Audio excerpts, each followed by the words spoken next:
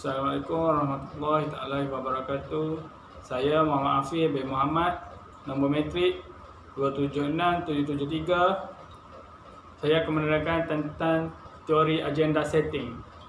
Antara latar belakang teori penentuan agenda setting adalah teori penentuan agenda pertama kali dikemukakan oleh Walter Lippmann 1965 yang berkonsepkan the world outside and the pressure in our head.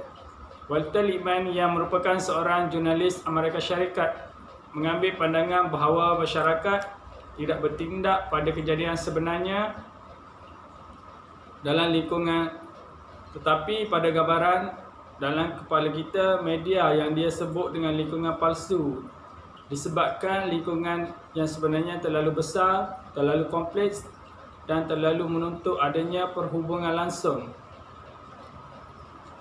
antara pengenalannya.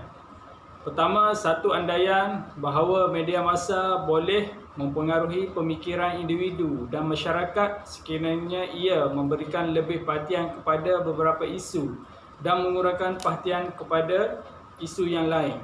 Kedua, masyarakat akan lebih tahu tentang perkara-perkara yang lebih penting yang disampaikan oleh media dan akan menentukan kepentingan sesuatu perkara itu mengikut susunan kepentingannya. Ketiga, media dianggap mempunyai kuasa untuk mempengaruhi pemikiran khalayak dengan menetapkan agenda terhadap perkara yang dibincangkan dan difikirkan. Kedua, wujudnya pertalian yang rapat di antara liputan media massa dengan apa yang menjadi buah perbincangan orang ramai. Ketiga, media boleh mempengaruhi masyarakat sekiranya ia memberikan lebih perhatian kepada beberapa isu dan mengurangkan perhatian kepada isu yang lain. Antara kepentingan teori pertama merupakan salah satu alat yang boleh menyebarkan doktrin pemikiran kepada masyarakat dalam melihat dan membuat pertimbangan terhadap suatu perkara. Kedua, amat berkesan dalam mempengaruhi apa yang hendak difikirkan. Ketiga, memberikan sudut pandang yang berbeza dengan orang lain terhadap suatu isu. Keempat, sedar tentang kuasa media dalam pembentukan minda masyarakat. Antara teori penentuan agenda dalam kehidupan seharian.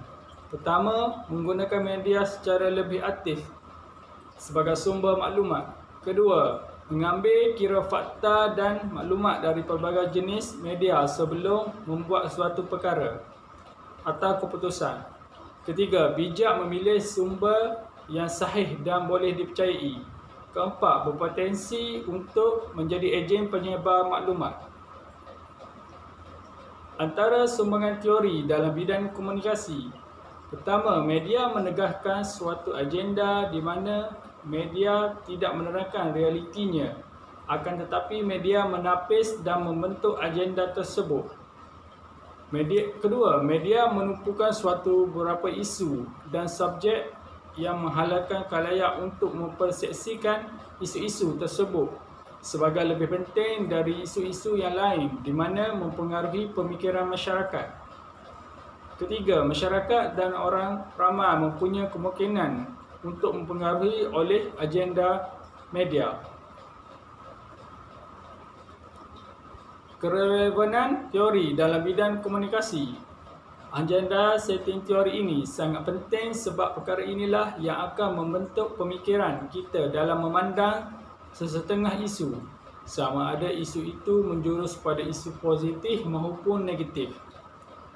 Memandangkan dengan kemunculan media baru telah memungkinkan setiap dari kita berpotensi untuk menjadi ejen penyebar maklumat.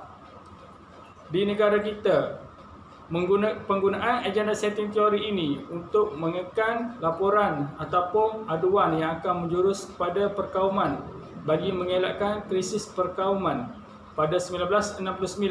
Memandangkan negara Malaysia ini negara yang rakyatnya terdiri dari pelbagai kaum serta bangsa. Banyak saintifik yang perlu dijaga oleh media. Antara kritikan, cadangan, idea terhadap teori yang dipilih ialah di dalam teori agenda setting ini juga menjelaskan bahawa jika media memberi penekanan tajuk sebuah berita, maka media akan mempengaruhi orang ramai untuk menganggap berita tersebut adalah sebuah berita yang penting. Maka jika media menyiarkan berita itu, bermakna berita itu juga akan dianggap penting oleh masyarakat sejagat. Di samping itu, media juga mudah untuk memainkan peranan dan mempengaruhi pemikiran orang ramai dengan menekankan isu atau berita tertentu dengan melakukan acara secara langsung atau live terhadap isu di TV. Oleh itu, orang ramai diharapkan tidak hanya melihat dari sudut sahaja, malah perlu memandang dari sudut yang lain juga. Akan tetapi, media juga seringkali menyiarkan keadaan yang tidak sama seperti di realiti.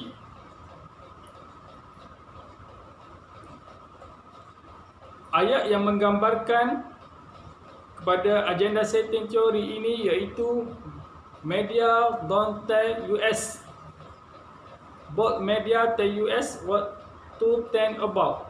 Contohnya, bila kita baca surat khabar, media telah memberitahu kita berita yang berada di muka surat hadapan itu lebih penting dari muka surat selanjutnya yang ada di dalam surat khabar tersebut. Teori ini kemudiannya dikembangkan kepada tahun 1999. Media ini juga mampu boleh dilihat dapat mempengaruhi manusia memandang setengah isu tersebut.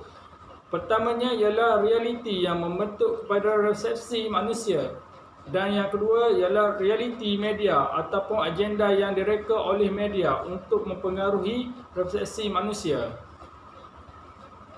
Antara kesimpulannya ialah, menerusi teori penetapan agenda ini, kita dapat melihat cara media mempengaruhi pembentukan minda masyarakat dan sekaligus memperlihatkan kepada kita bahawa adalah sesuatu yang tidak mustahil berlakunya manipulasi maklumat oleh media untuk kepentingan pihak-pihak yang tidak bertanggungjawab.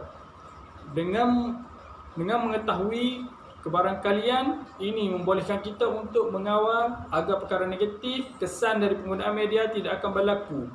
Teori ini juga telah membuka minda kita tentang kuasa sebenar media dan beberapa pentingnya etika media dipegang oleh semua pengamal media dalam membekalkan ekosistem maklumat yang telus dan berkembang pesat. Sekian, terima kasih.